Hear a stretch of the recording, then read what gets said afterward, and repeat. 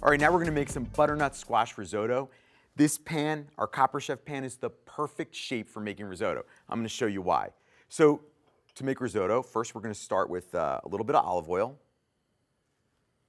And then we're gonna drop in our butter.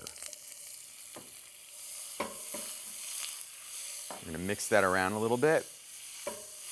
And just before the butter starts to get brown, I'm gonna put in my onions. Then I'm gonna cook the onions just for a little bit. We just wanna get them nice and translucent. Mix them with that butter. Look how easy it is to saute in my Copper Chef pan. I love the shape of this pan. All right, so that looks pretty good. Now what we're gonna do is we're gonna add the rice. I'm gonna coat the rice in the oil and the butter. I'm gonna put a little bit of salt, a little bit of cracked pepper in there. And then we're just gonna move it around. We wanna get that rice evenly coated, and we want all of that onion flavor to meld with the rice. Get the rice nice and hot, and then what we're gonna do is we're gonna start adding our liquids. The key to risotto, you gotta keep stirring it. But you know what, it's fun. There's something about making risotto, it's sort of like therapeutic. You just keep stirring it and watch it change. And then it's gonna absorb the alcohol that we're gonna put in here and the broth, and then we're gonna add some more. And the whole process is gonna take us about 20 or so minutes, maybe 30 minutes. All right, so now it's nice and hot. My rice and my onions have melded together. Now what we're gonna do is we're gonna add our butternut squash. Now, see how small I cut it?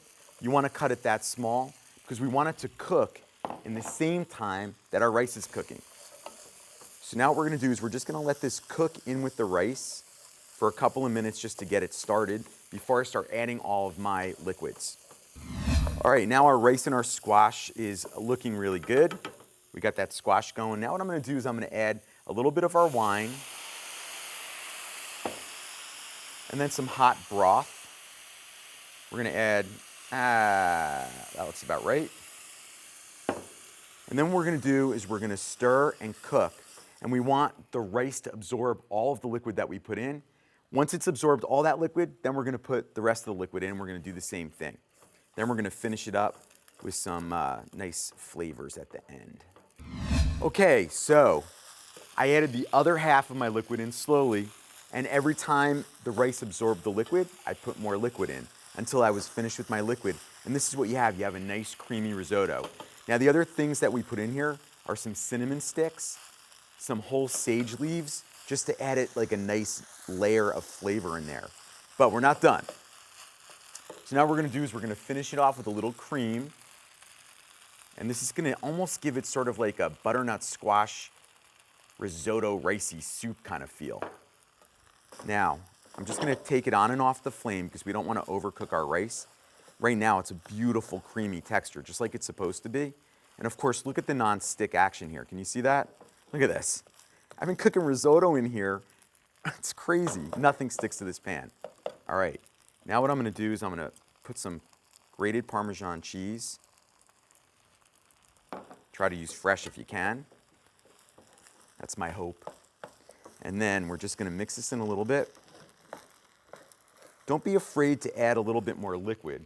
I have a little bit more stock here because risotto just loves to suck up liquid. Don't let it beat you. There you go, look at that. That looks fantastic. All right, so now I'm gonna plate this up. Look at that.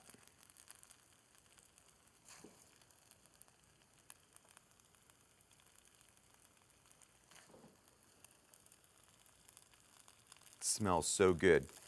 You know, I love risotto because it's sort of like comfort food to me. Now what I'm gonna do is I'm just gonna finish it up with a little sage and some extra cheese on top.